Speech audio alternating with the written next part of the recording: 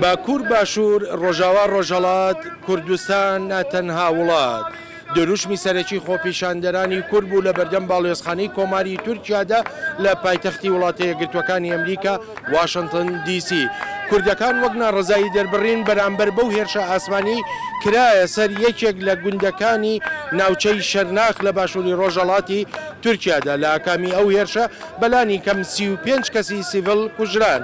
تورکیا دەست بەجێ داوای لێبوردنی کرد و گوتی ئەو هێرشە لە ئاکامی زانیاری هەڵە بووە وەشیکردنەوەی زانیاری هەڵە لەلایەن لەشکرەوە.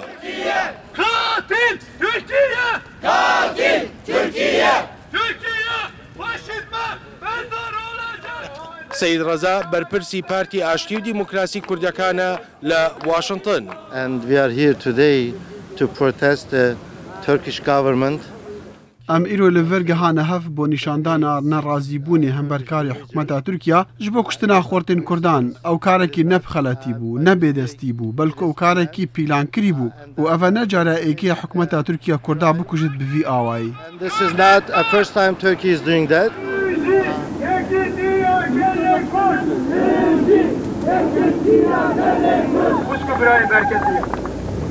Devleta Türk 28 kanunu düşmanatiya xweya li hemberê gelê Kurd û rûyê xwe yê hov carekî nîşan da. Êzikî çil xortên Kurd yek ji wan 16 salî bi encama êrişên balafirê şer de jiyana xwe ji dest dan. Hemberê cenazeyê parça parça bûyî hawara û larîna dayîkan ji gundê Roboskê bilind bû gihîştî hezmanan. Türkiye van xortên Kurd hebûna wan bû. Hebûna wan ya kurdayetî bû. Ew sînorên devletên dagirger êxistî nava gel de bûye sedema kuştina wan.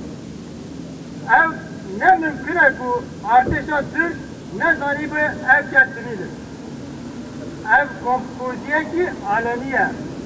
Em lê bûyere haviyane ya faşîst temzar dikin û serê gerê me Şirnexî, serê gerê me Qilabanê û gundê Roboskê û serê hemû gelê me Kurd çav bitin. Em dibêjin hemû gelê Kurd li dijî vî qetliamê bêdek nemîne û herkes her halî de dengê xwe bilind bike.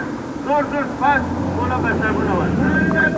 Dewrûne miyaye welat cambenî bendewarê me ye. Her nefes devru demyaya welat cambenî bendewarê me ye. لەم خۆپیشاندانەدا و نەبێ هەر تەنها کوردەکانی دەڤەری واشنگتن بەشداریان تیادا کردبێ لە ژمارەی لەستانەکانی تری وڵاتە یەکگرتووەکانی ئەمریکاوە خەڵکی کورد هاتوون و بەشدارن لە خۆپیشاندانەکاندا. سەفگیریە ڤوس خوێندکاری قۆناغی ئامادەییە لە ستانی نیوجەرسی. دو Türkiye 35 xortê Kurda kuştin bona viyay Amerika teyarê xwe ve alê tişka dike. Bera dünya bivîze ki Türk Kurd daha nikarin hişkin.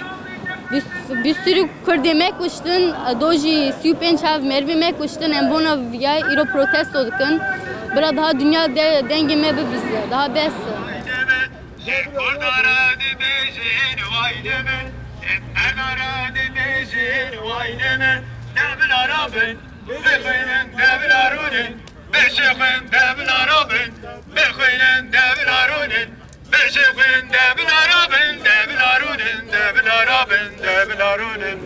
یەکێ لە بەشداربوانی توری ئەم خۆپیشاندانە بەڕێز ئەتیلاتاش سەرۆکی ئەمریکان کوردیش ئەسۆسییشنە کە ئەمیش لە ستانی نیوجەرسیەوە هاتووە. 35 مەریمە هاتنە کشتنی نسکەی چال مەریمە بڕندارکردنە li vê de ji bûyî wana em meşe çê dikinî em li dengê wana li pêş cihana dêxinî ki ma dengê Kurda were bîstinî hemû dune faşîstî AKP bi işbirlikçiya ADP mileta me tene kuştinî medya Tirka zaman di dev de tunane Erdoğan zamana giyoş dest girtiye medya Kurda jî gîk kirine zîndana لە دەنگێ me bi zar zorê hatiye bîstandinî.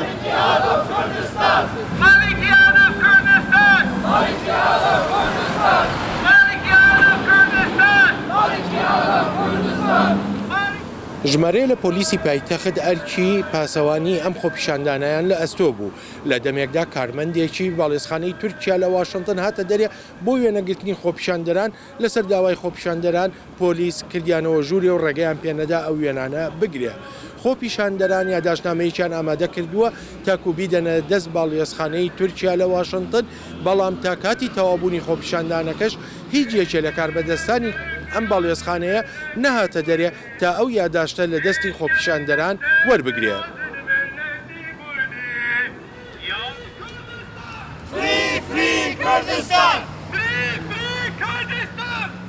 Free Kurdistan!